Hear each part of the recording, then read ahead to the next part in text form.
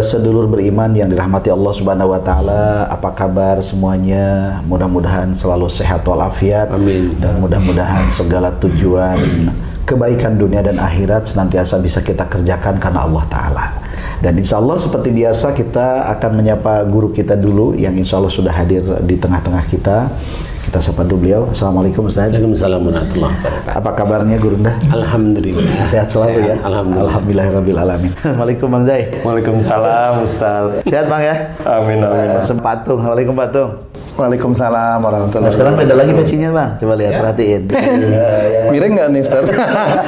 Sehat Pak Tung ya? Alhamdulillah. Baik, seluruh beriman yang dirahmati oleh Allah Subhanahu wa taala, kita sepakat bahwa berumah tangga itu ya tentunya tidak selalu adem ya, apa namanya, ya statis gitu. Jalannya rata terus begitu. Kadang-kadang kan ada naik, ada turun, seperti hanya iman.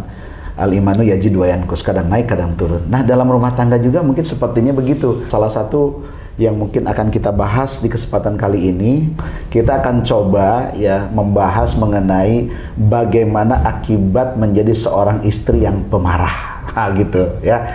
Oke, kita akan langsung tanya kepada beliau bagaimana ya akibat daripada seorang istri yang suka marah-marah sama suami. Silakan Guru. Bismillahirrahmanirrahim. Assalamualaikum warahmatullahi wabarakatuh. Waalaikumsalam warahmatullahi wabarakatuh. Alhamdulillah.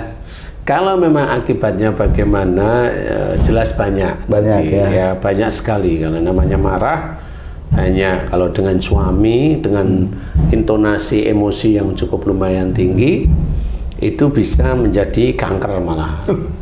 Ya. Kanker apa? Kanker mulut? Macam-macam. Oh. Bisa kanker payudara, itu yang disimpan, atau bisa kanker leher rahim.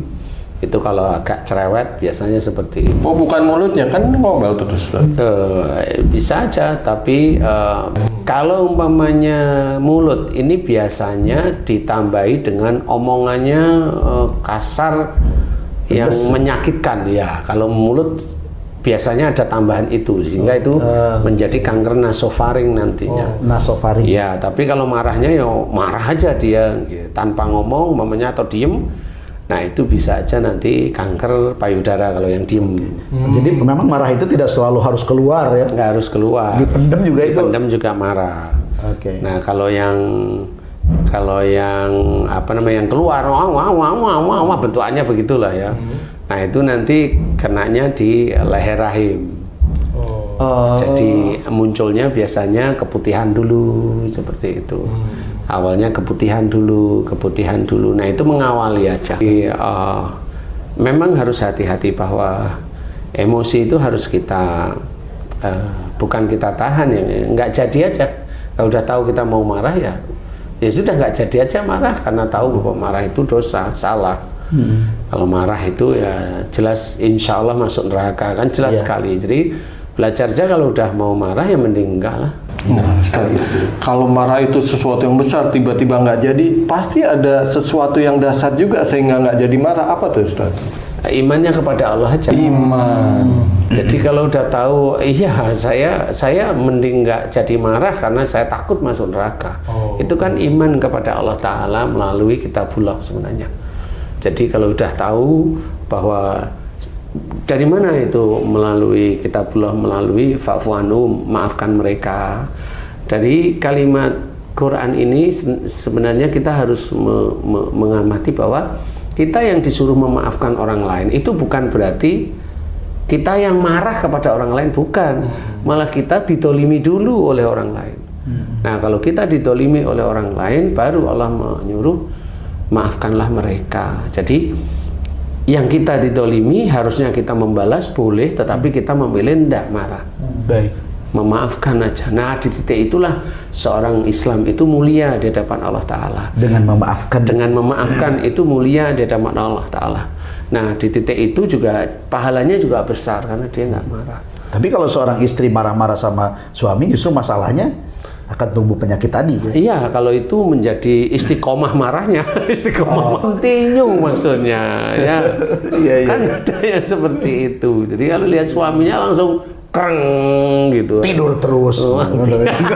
Jadi apa namanya itu bisa menjadi kendala nantinya banyak sekali karena menurut saya bukan menurut saya karena cocokologinya enggak, saya kan meneliti insya Allah ya. Jadi orang itu marahnya di mana nih? Marah diem atau marah yang ngomel, ini persentasenya besaran mana? Kalau malah diem, dia nanti akan ada di payudara. Kalau marahnya ngomel, ini nanti akan di leher rahim. Nah, kalau diem dan ngomelnya itu hampir sama, berarti 2 nanti titiknya. Payudara iya, rahimnya juga iya. Tapi mungkin begini, Guru, kalau misalnya seorang istri itu marah itu kan ada penyebabnya tuh. Iya. Contoh misalnya nih, ada di antara para suami itu kan juga tidak memiliki pekerjaan, kerjaannya tidur, tapi kan makan minum kan jalan terus. Iya. Akhirnya istrinya kan jadi marah juga. Apakah itu juga bisa menyebabkan kanker? Gini, ya insya Allah tetap bisa. Tetap bisa ya? Tetap bisa. Oke. Jadi persoalannya itu bukan pada saat suami tidak kerja terus istri marah, enggak seperti itu. Baik. Diawali dari pernikahan dulu. Dia terima nggak suaminya? Kan gitu ya Ustaz. Jadi tidak bisa kita melihat kasus itu seperti orang dibunuh. Nah, itu baru dilihat kenapa dia dibunuh, siapa yang bunuh, selesai. Iya. Tapi kalau Islam enggak, karena sudah diceritakan dalam Quran, wa ma asabakum min musibatin fa bima kasabat saytikum. Apa saja musibah yang kau terima disebabkan dari buah tanganmu sendiri. Makanya yang kita lihat bukan pada saat suaminya tidak bekerja, bukan. Walaupun maksud saya bukan hanya itu. Tapi adalah bagaimana dulu pernikahannya. Kronologisnya bagaimana? Iya. Jadi kayak umpamanya ada istri marah-marah, kenapa? Suamiku nggak mau sholat. Tanyain dulu bagaimana? Emang waktu nikah gimana? Emang belum sholat. Nah, terus dalam perjalanannya, emang saya belajar agama. Terus habis itulah dia ngomelin suaminya kan nggak mau sholat. Lah kan ini nggak bisa disalahkan karena pada saat dia menikahnya tidak sholat, tidak terseleksi seperti itu. Setelah istrinya itu mulai belajar agama, ibadah dengan baik dengan ini, bukan mau nyalain suaminya, kan harus didoain dulu, karena ada proses agar tidak menyalahkan orang lain. Karena kalau menyalahkan suaminya tidak sholat, lah kenapa kamu dulu itu menikah juga nggak sholat, kan gitu. Jadi jangan menyalahkan orang seperti itu, karena Allah pun namanya besok menghisap manusia itu tetap dilihat. Ada kronologinya. Teliti. Iya, lebih teliti lah. Makanya kalau tadi mamanya suaminya nggak bekerja, bagaimana dulu pernikahannya? Suaminya bekerja apa enggak? Kan gitu ya. Kemudian kalau mamanya tidak bekerja, ya sudah, jangan terlalu protes dengan emosi. Doain aja mendapatkan pekerjaan. Kemudian si istri kalau bekerja itu amal solehnya sangat tinggi. Itu fisabilillah istilahnya, boleh, tapi jangan dikotori dengan emosi, kan gitu ya. Cobalah berpikir bahwasanya didoakan agar suami itu bisa mendapatkan pekerjaan, bukan dimarahi. Karena kalau dimarahin suami ya judek juga. Kan gitu. Bisa malah nggak di rumah, malah kabur, kan gitu ya. Akhirnya kanker juga dia. Akhirnya si istri kan ngomelnya lebih makin tambah. Akhirnya itulah yang nanti akan menjadikan di atas usia 45 tahun si wanitanya kena kanker. Itu awalnya itu insya Allah seperti itu. Baik. Jadi persoalan rumah tangga inilah yang bisa menjadikan masalah di penyakitnya masing-masing. Baik, Guru, kan gini, kanker itu kan tidak terbatas hanya kanker payudara, kanker rahim, tapi juga ada kanker otak. Ada. Nah, pertanyaannya, apakah dari sifat marah seorang istri kepada suami itu bisa menyebabkan kanker otak? Kanker otak itu kalau si istri, umpamanya ini yang ininya istri ya. Yeah. Si istri itu dia tidak marah tapi diem, dan dia di sini tuh berpikir tapi emosi. Kenapa dia nggak mau kerja padahal dia padahal dia begini, tapi penuh dengan emosional. Oke. Jadi dengan emosi di sinilah nanti di setelah umur 45 tahun itulah dia didetek oleh dokter itu ini kanker otak atau tumor otak atau dan sebagainya. Itu karena prosesnya marahnya dia di dalam pikiran. Di pikiran. Iya, jadi kayak umpamanya nih, ini umpamanya Saya habis dari luar negeri nih, kemudian dicek sama orang bea cukai, ditanyain di ini, kok jengkel, kurang ajar. Tapi di sini, tapi itu kalau tiap hari keluar negeri, jengkelnya tiap hari dengan orang bea cukai. Betul. Ya kan gitu. Nah itu bisa menjadikan kanker seperti itu. Nah yang harus kita ketahui adalah bagaimana pasangan kita itu jangan sampai sakit. Nah ini ya susah ini bagi si suami, Ustaz ya. Bagaimana pasangan kita jangan sampai sakit. Ini susah karena harus belajar agama dengan baik, dengan benar. Jadi mengerti umpamanya si suami itu belum bekerja atau sebenarnya kemarin udah bekerja. Kemarin itu maksudnya itu tahun-tahun kemarin itu sudah bekerja, kemudian PHK atau bagaimana. Nah cobalah untuk mencari pekerjaan, jadi jangan di rumah istilahnya kalau memang seperti itu, sehingga istri itu paham bahwa suaminya jalankan kewajiban. Ya. Nah kadang-kadang itu juga ada suaminya udah ngasih rezeki ya cukup berlimpah, ya istri juga ngomel juga ada. Karena bisa aja bukan masalah kurang uangnya Ustadz, ya, tetapi karena nggak taunya suaminya pendiam. Jadi itu jadi jengkel aja setiap hari ya. Jadi suami diem. Tapi tanyain punya anak nggak? Punya. Berapa? 2 mamanya. Kok bisa jadi anak ya? Ada lagi yang suaminya nggak pendiam, justru kebanyakan tingkah, kesel juga. Jengkel juga ya. Maksudnya tingkah apa nih? Insya Allah ada semuanya. Kalau kita mau belajar agama ya benar. Jadi tidak boleh kita menyalahkan satu atau pasangan kita, tidak bisa kita salahkan. Kalau maunya diurut lagi, kenapa kamu menikah dengan dia? Kamu nikah kenapa? Seneng, sayang. Lah kenapa sekarang berantem? Kan gitu aja. Nah sekarang misalnya kan ada seorang istri terkena kanker, misalnya tadi dia marahnya itu keluar, berarti kan leher rahim ya, leher rahim. Sekarang sudah kejadian. Nah, kira-kira solusinya ya selain dia bertobat kepada Allah, secara hubungan manusiawinya gimana? Minta maaf sama suaminya. Dan itu harus terus-menerus setiap hari. Setiap hari? Setiap hari, dan kalau bisa sehari jangan cuma sekali. Masya Allah. Setiap habis sholat? Habis sholat, kalau bisa sholat berjamaah, minta maaf. Dan jelas minta maafnya jangan, maaf ya Pak. Nah, itu minta maaf apa ya kan gitu ya. Nggak ada, itu hanya di lisan. Sorry bro. Sorry bro. Masa sama suaminya begitu ya. Bener lah istilahnya, duduk habis sholat, duduk itu kemudian pegang tangan suami, bilang ya Pak, Mas, Abang, kan gitu ya.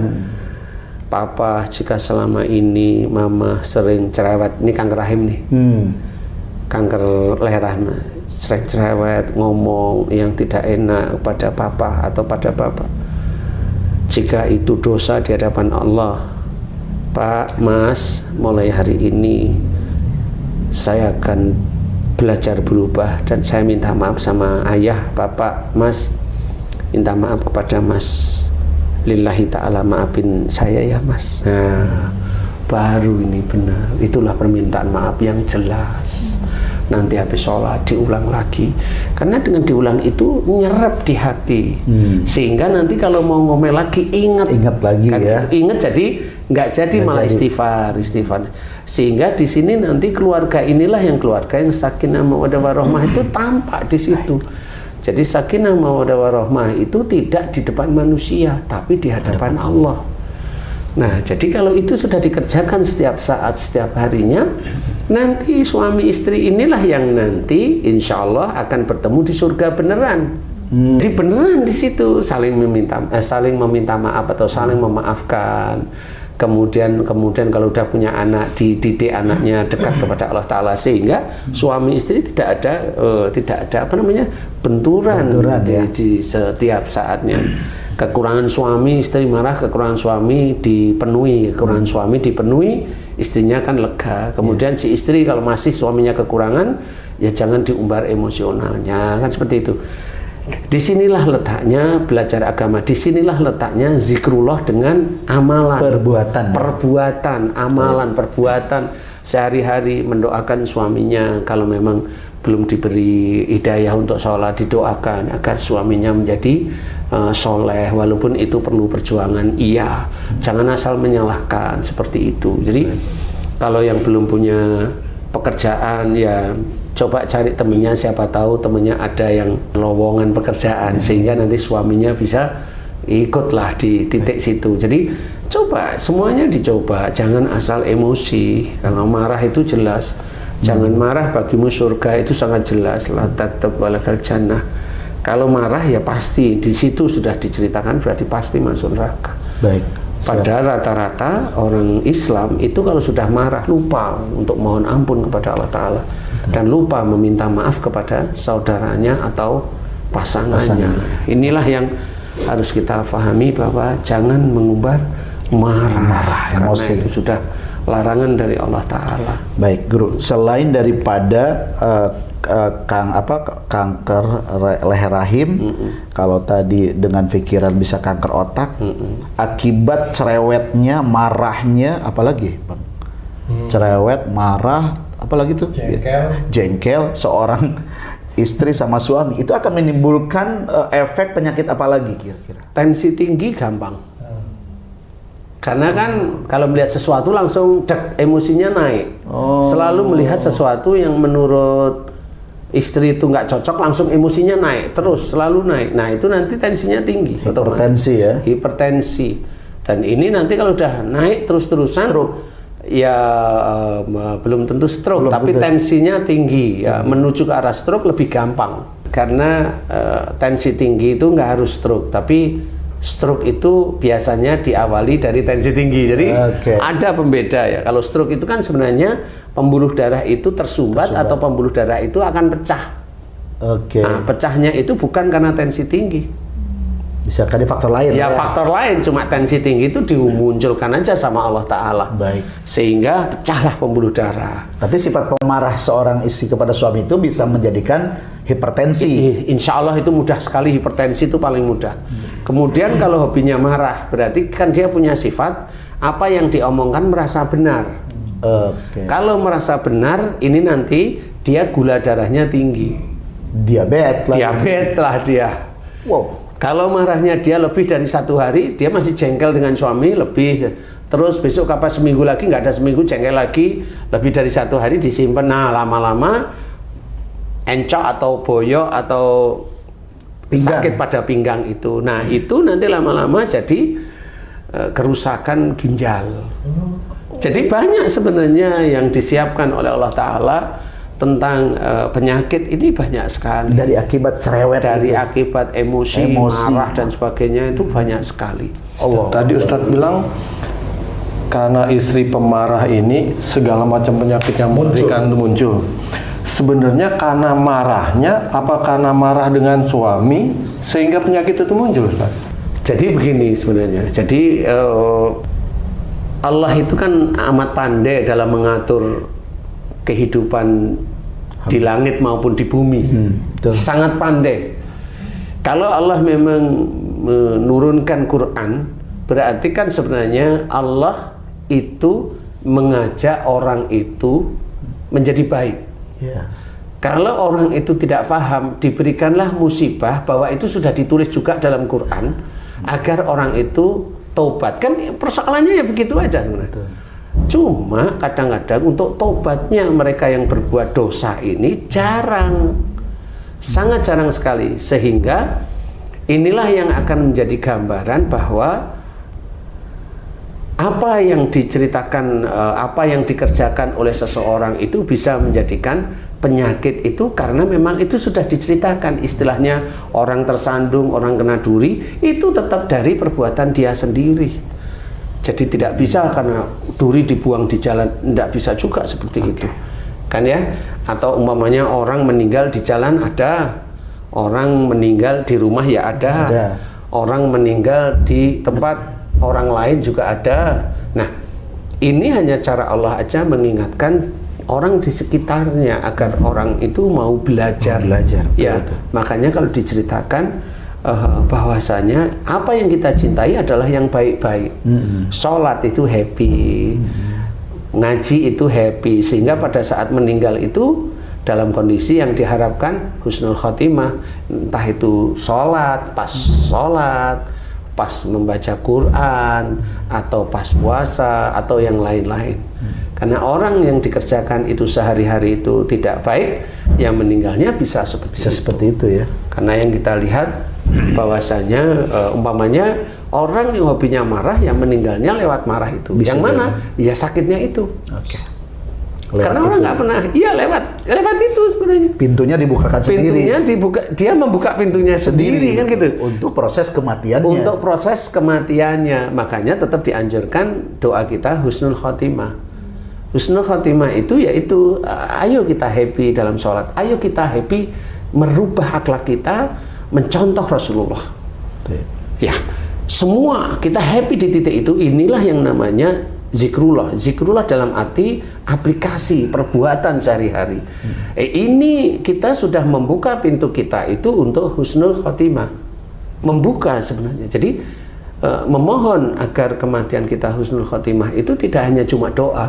Kita harus mengerjakan yang bagaimana yang nantinya meninggalnya mau husnul khotimah. Baik. Nah, insya Allah kalau memang Allah itu memberikan sakit, itu memang cara aja Allah. Makanya dia suka emosi, ya nanti meninggalnya ya lewat emosi. Loh, kok lewat emosi gimana? Ya lewat marahnya, kemudian dia sakit, ya di titik itu dia matinya nanti. Pemicunya ya. Pemicunya, walaupun sakit itu tidak bisa menjadikan meninggal, iya, saya jawab iya. Tetapi dia sudah membuka pintu kematiannya sendiri di situ. Karena mati itu tidak perlu butuh sakit. Ada yang tidak perlu sakit. Yang tidak perlu sakit ya mati, tapi jangan bilang yang tidak sakit itu tidak ada dosa. Tidak juga. Kan gitu ya? Tidak jadi jaminan. Tidak jadi jaminan kalau tidak sakit itu tidak ada dosa. Karena kalau orang meninggalnya nggak sakit, kuncinya satu, dia orang bukan pemarah. Satu itu dulu. Tapi jangan ditanya perilakunya, dia itu nyikut kanan, nyikut kiri, tapi dia nggak marah, ya tetap itu dosa. Dia dolim sama istrinya, ini laki-laki nih ceritanya. Dia dolim sama istrinya atau dia dolim sama suaminya, dolim aja. Tapi sehari-hari kalau dia ini cuek aja. Nah, memang dia memang istilahnya dolim itu bukan marah, dolim itu perbuatan aja, sehingga jengkel terus sih. Suaminya itu jadi jengkel. Nggak harus ngomong, tidak harus ngomong yang penuh amarah, ngomong itu tidak enak aja, tapi bukan marah. Ya dia matinya memang tidak sakit, tapi dia penuh dosa. Nah, jadi insya Allah gambarannya kematian itu juga pintunya dibuka dari emosi. Dari emosi. Makanya banyak orang meninggal lewat sakitnya itu. Lewat sakit dimulai dari kemarahan. Dimulai dari kemarahan. Sebenarnya kalau kita mau paham, ayo kita mulai belajar tidak emosi, tidak marah, tidak suudzon, tidak yang dilarang oleh Allah Ta'ala. Masya Allah. Ya? Masya Allah. Kayak jangan mencari-cari kesalahan orang lain. Dia menceritakan kesalahan orang lain. Selama dia tidak emosi, tidak marah, ya dia ya nyantai, tidak sakit. Tapi kalau dia mencari-cari kesalahan orang lain, dibuka di YouTube momennya, ya, ini kan menjadi dosa jariah yang dia lakukan. Nah, di sini walaupun dia meninggalnya tidak dalam kondisi sakit, dia meninggalnya biasa, kata orang itu husnul khatimah, wallahu alam. Tapi besok pada saat dia di akhirat selesai dia ketahuan bahwa dia sebenarnya punya dosa jariah yang kuat. Ya. Nah, sekarang gini pertanyaan ya, sebelum di close ya, Bang Jai. Kalau dulu waktu nikah nggak marah-marah, setelah nikah marah-marah bisa jadi dipelet tuh dulu. Saya nggak ikut. Tapi gini, Guru, jadi kan misalnya itu tadi kan masalah istri kepada suami marah. Nah sekarang sikap suami kepada istri yang pemarah itu harus seperti apa sebetulnya? Karena gini, kalau misalnya seorang suami mungkin ketika dimarahi dia mengatakan, ya Allah ini mungkin salahku sebagai seorang suami belum bisa mendidiknya. Kemudian kita doakan, itu bisa merubah nggak? Insya Allah kalau suaminya sabar, istiqomah, insya Allah ya. Insya Allah itu yang persentase nomor 1. Oke, jadi bisa berubah yang tadinya Allah mau kasih sakit ditiadakan ya? Ya bisa aja seperti itu, dimaafkan. Jadi yang pertama dalam urutan tadi fa'fu anhum itu harus dimaafkan. Yang kedua wastaghfir lahum, jadi mendoakan kesalahan dan dosa pasangan itu kepada Allah Ta'ala. Dan itu juga bisa, maksud saya bisa itu tetap prosentasenya akan diampuni, tapi tidak langsung hilang semua ya. Ada proses. Ada proses lah. Baik. Apalagi nanti kalau si istri yang emosional, yang marah itu sudah mulai paham, kemudian taubatan nasuha, kemudian istiqomah untuk tidak gampang emosi, itu lebih bagus, lebih cepat berarti ya prosesnya, lebih cepat prosesnya untuk menjadi sembuh lah istilahnya. Jadi tidak berarti kemudian seorang suami pun tidak menjadi perantara kesembuhan atas penyakit kanker yang diakibatkan marah, kan gitu kan. Bisa jadi justru menjadi solusi ketika dia ikhlas memberikan maaf kepada istrinya ya. Sehingga yang tadinya mungkin harusnya karena marah-marahnya istri itu jadi kanker, karena suaminya dia paham, dia memaafkan, akhirnya cabut, insya Allah. Tapi tidak langsung. Tidak langsung, ada proses. Ada proses, tetap ada proses. Nah, yang kadang-kadang itu istrinya itu meminta maaf, udah tahu nih istrinya ya, meminta maaf sama suami. Terus kalau istrinya itu meminta maaf, Mas, jika selama ini saya itu sering emosi, saya simpan atau ini saya yang ini saya minta maaf. Ya, kamu udah saya maafkan sejak dulu. Nah, itu ya, itu nggak boleh ya. Itu malah jengkel lagi istrinya gitu. Jadi si suami harus paham benar tentang agama, bahwa istrinya ini sungguh-sungguh dalam minta maaf ya, didengarkan baik-baik. Kemudian ya saya maafkan, dan saya juga minta maaf ya jika selama ini saya juga bikin masalah kamu sehingga kamu marah. Itu kan suami istri itu kan bagus jadinya. Tapi kalau ya dulu kamu udah sama maafin, terus besok lagi kamu kok minta maaf terus-terusan, lah kan jengkel istrinya. Lah gimana mau sembuh, akhirnya kan begitu ya. Dan ini ada, nggak cuma sekali, 2 kali atau 1-2 orang, enggak, karena banyak apa? Kasus, ya? Iya, banyak kasus. Karena bisa aja suami itu menurutnya ini nggak umum, ya gimana nggak umum, karena suaminya itu juga untuk meminta maaf gengsi. Kan gitu, sehingga kalau dengar suara itu gengsi sebenarnya. Sehingga jawabannya, wah sudah saya maafin. Kemudian besok lagi, wah tiap hari kok minta maaf. Besok lagi, udahlah ya ke sana minta maaf, udah. Lah kan jengkel yang minta maaf. Padahal dia harus minta maaf beneran. Nah ini istilahnya keluarga yang tidak disinari hidayah dari Allah Ta'ala. Makanya harus hati-hati. Kalau suaminya ya begitu, harus lebih tenang, harus lebih santai, jangan emosional. Apalagi kalau umpamanya kankernya itu lagi kuat-kuatnya nih, lagi on ya, nggak boleh, harus tenang. Insya Allah seperti itu. Wallahu a'lam. Masya Allah, sedulur beriman, Masya Allah. Mudah-mudahan pemirsa yang mengikuti vlog kali ini betul-betul bisa mengambil hikmah, dan mudah-mudahan suami istri yang mungkin selama ini selalu diisi kehidupan rumah tangganya dengan marah, yuk kita bertobat, kita mohon ampun, kita berhenti dari perbuatan tersebut, karena pasti itu akan merugikan kita juga. Lebih baik itu sehat, bukan sakit. Mudah-mudahan bermanfaat apa yang disampaikan guru kita. Terima kasih Guru Nda. Ya, terima kasih Bang Jai, Pak Tung. Mudah-mudahan semuanya dalam keadaan baik-baik saja, dan mudah-mudahan terhindar dari penyakit yang mengerikan itu. Insya Allah. Sampai jumpa lagi. Terima kasih. Mohon maaf lahir dan batin. Assalamualaikum warahmatullahi wabarakatuh. Waalaikumsalam.